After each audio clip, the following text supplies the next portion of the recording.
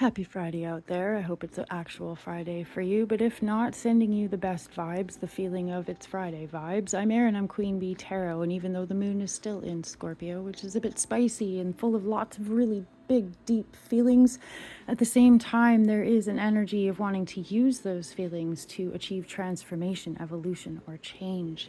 You see, the moon is forming in opposition to Uranus today. Uranus is in the final degrees of Taurus, and when Uranus, the change maker, the transformer, is in the sign of Taurus, as it has been for quite a while, we are focused on whether or not our needs are getting met.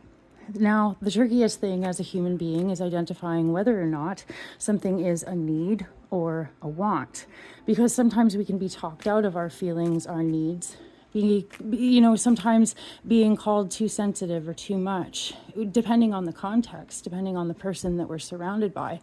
We may or may not feel as though our needs, wants, or core desires are out of line, appropriate. It's hard to gauge. And so today's energy with the moon opposite Uranus in Taurus, the moon means that the emotions that are coming up for us, we're seeking empowerment. We are acknowledging our shadow. We're acknowledging some of the deepest feelings that maybe we had a hard time putting a finger on, or we had a hard time putting into context. But with the King of Swords being a card today, we want to give those feelings words. We want to give them names, and we want to take them as literal facts and not just subjective opinions. Of course, feelings are opinions, but here's the thing. If you have a feeling, it exists. You cannot talk yourself out of it, and we often spend a lot of time trying to talk ourselves out of it. So if we don't feel safe, if we don't feel nourished, if we don't feel like we can trust, whatever the case may be, if it doesn't feel like our needs are getting met and we have that feeling over and over again, then we have to acknowledge it as fact.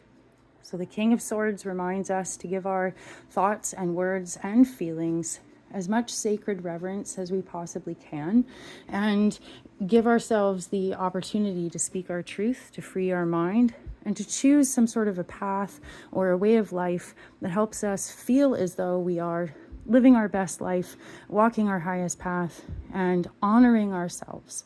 So today's card is all about honor, dignity, being a person of your word, and validating your feelings.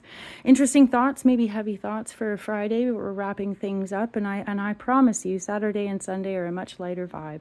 I'm Erin, I'm QueenBeeTarot. Thank you for being here, and I will see you tomorrow.